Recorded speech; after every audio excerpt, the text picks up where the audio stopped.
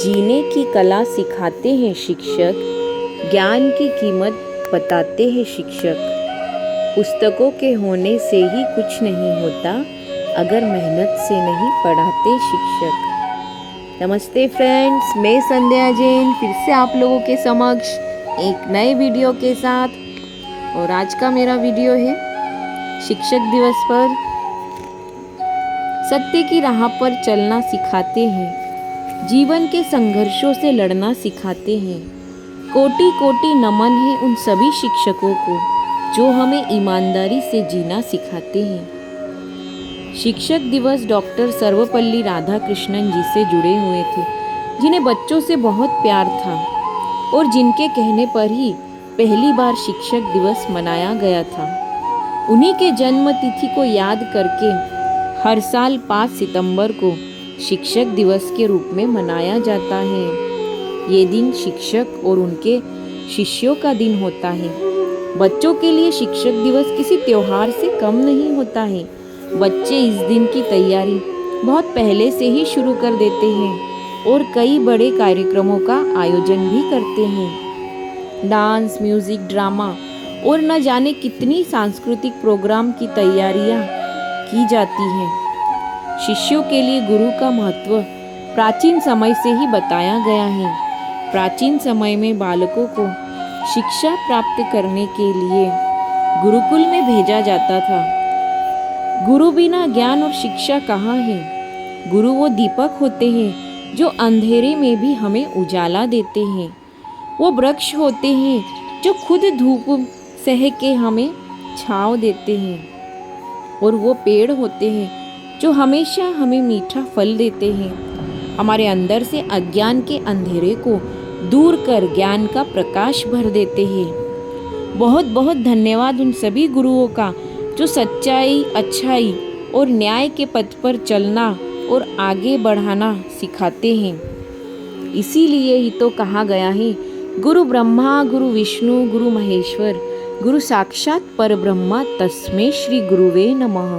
अर्थात गुरु ही ब्रह्मा है, गुरु ही विष्णु है, गुरु ही शिव है और गुरु ही साक्षात साकार स्वरूप आदि ब्रह्मा है।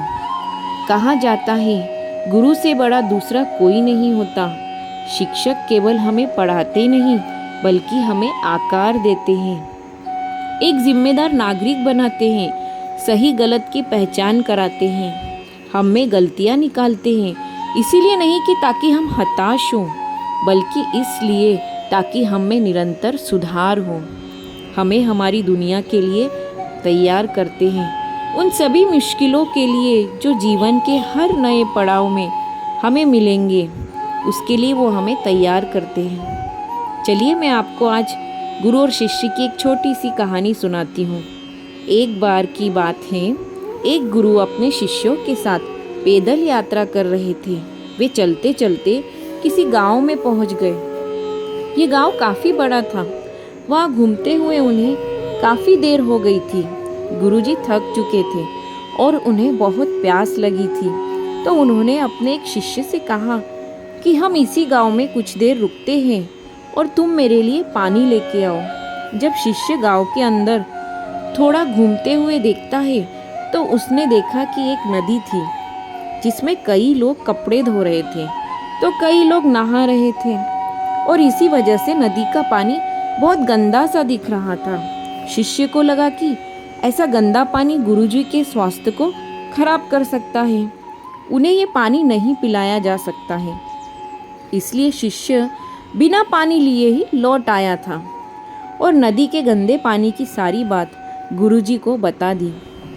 इसके बाद गुरुजी ने किसी दूसरे शिष्य को पानी लेने भेज दिया। कुछ देर बाद वह शिष्य पानी साथ लेकर आया।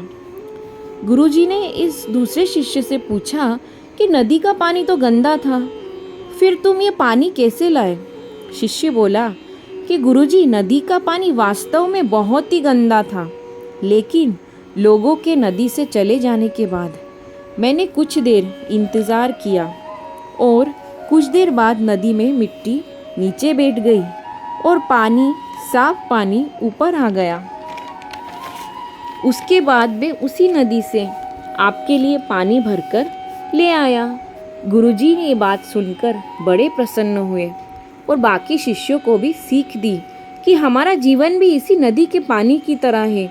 जीवन में कई बार दुख और समस्याएं आती है तो जीवन रूपी पानी गंदा लगने लगता है, लेकिन थोड़ा इंतज़ार और सब्र के बाद ये सतही दुख और समस्याएं नीचे दब जाती हैं और अच्छा समय ऊपर आ जाता है।